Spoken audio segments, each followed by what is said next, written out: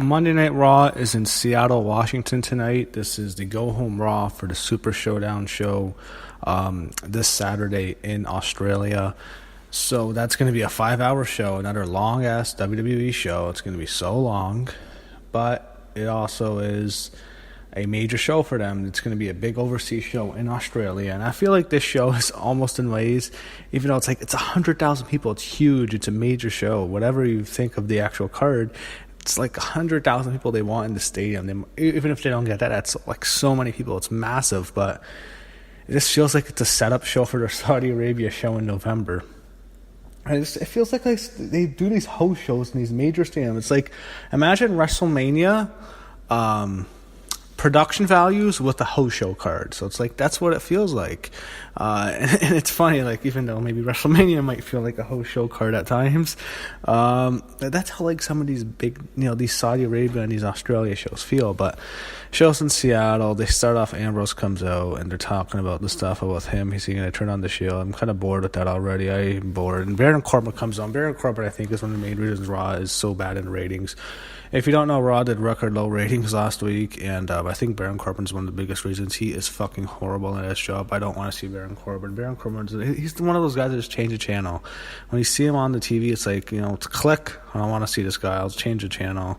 That's how I feel about Baron Corbin. He has go-away hate with me. I don't want to see him. I wish he'd be released. I don't want to see him. It's boring as fuck. Let's go to the next segment. So it ends up being Braun Strowman and Dean Ambrose. What happens is they have a match. Roman Reigns eventually comes out, and the match is a disqualification. Reigns gets Dean disqualified, and then Seth comes out, and then they have stuff with Corbin. I can't watch. This whole thing takes an hour. I'm so fucking sick of Baron Corbin. He's a fucking bum.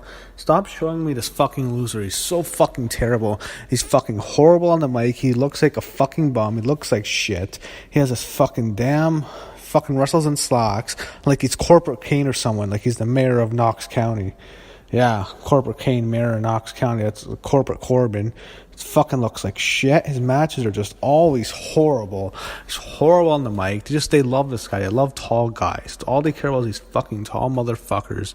They just want to push, and that's all they give a fuck is this. If you're tall, you're good, and all they do is fucking push this loser. He's fucking horrible at his job. He's fucking embarrassing. He's fucking horrible. I can't even look at him anymore. I hate Raw because of this fucking loser. This match is just all the segments with the Shield. It's boring as fuck. I mean, you see these guys broke up 4.5 years ago.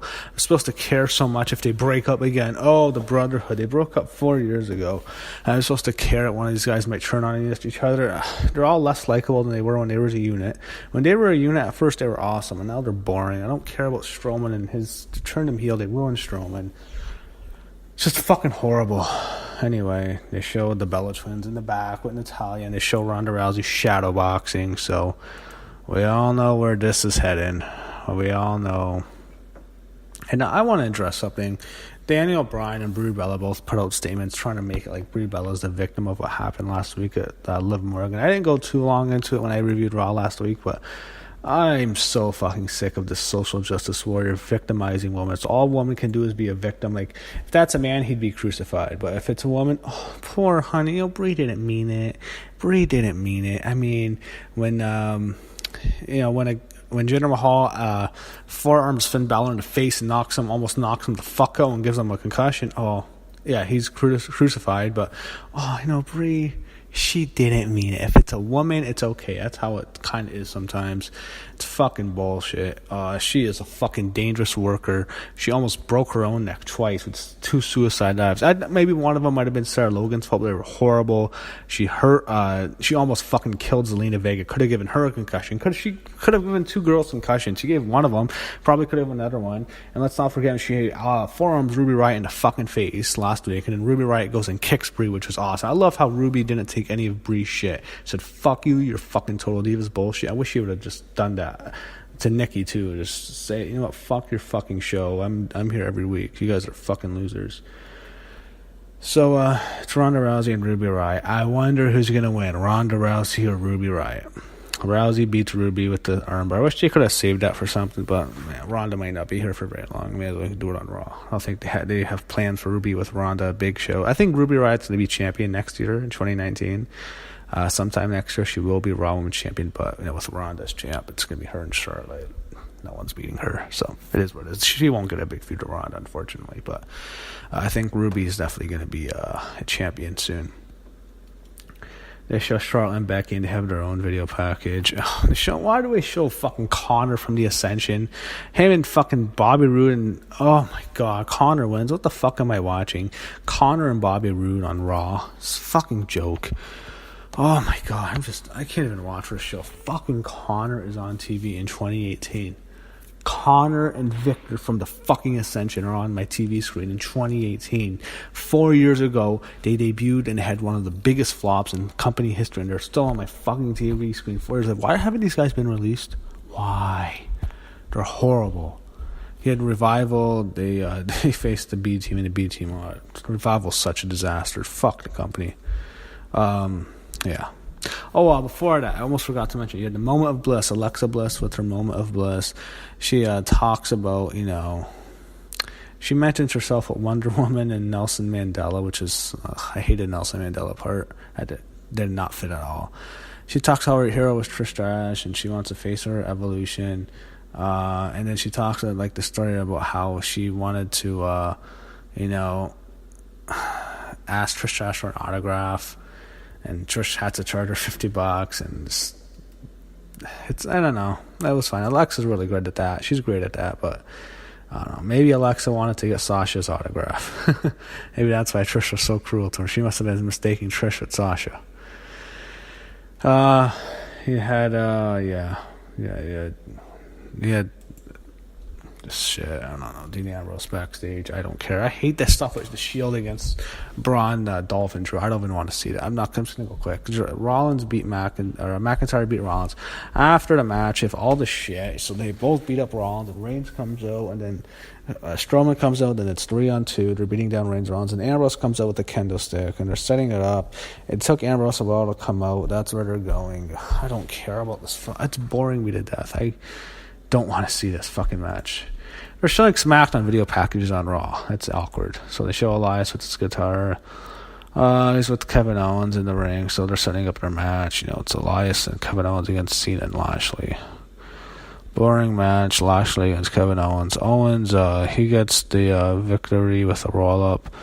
Then had Elias, and both of them beat him down and give him the pop-up powerbomb. Next up, we have Alicia Fox with Jinder against Bayley with Finn Balor. So I guess Bayley's with Finn now. Because they're a team in the Mixed Match Challenge, they're just going to be an item now. Bayley beat Alicia, so at least Bayley wins. So I don't know what's up with the boss. Where's Sasha? I don't know. I guess she's done. She's not going to come back. I don't know. She just disappeared from the planet. It's like she's not even here anymore. We don't hear from her. She doesn't post anything on social media. It's like she's just gone now. They didn't even mention Sasha Banks. I don't know. They show Alicia Fox. She's not with Alexa and Mickey anymore, but they're hyping up that Mixed Match Challenge. They had Bayley and Finn win, and I don't know what's that for Bayley. I just feel like Bayley has been buried so much, and I don't like say this, but I think Finn being associated with her really hurts him. But I don't think it matters because they buried Finn too. So I guess there's going to be there till the thing. So the main event segment, Shawn Michaels talking about the match with Undertaker and Triple H. Shawn comes out, he talks about how he's happy to be there, and he's talking about the match on Melbourne.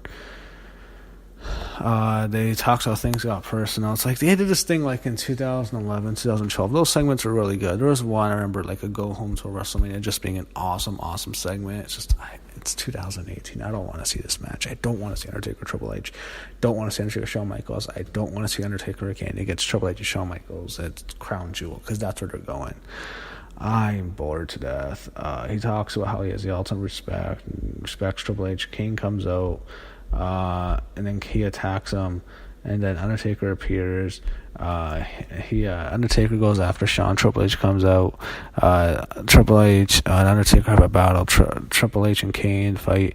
Then Then what happens is Undertaker and Kane both chokes on Shawn Triple H, and then Undertaker hit the tubes on Triple H. So it makes you think for sure. So I guess Triple H is winning 100% now. I think Triple H was winning all along, so I think it makes sense for what they're probably going to tell is probably Shawn hitting Taker with the super kick and Triple H getting put. So Triple H is going to win probably. So they set up that tag match at the Saudi Arabia show. So it is what it is. I don't want to see that match in 2018, but Raw, I guess the last segment for Raw definitely saved. It was definitely much better than that show last week, and I'd expect a better rating. They have to have a better rating than last week. It's impossible. If they don't get a better rating, then it doesn't matter. Their stock's still on sky high. So I guess it doesn't matter. I guess whatever they do doesn't really matter. They can't be held accountable.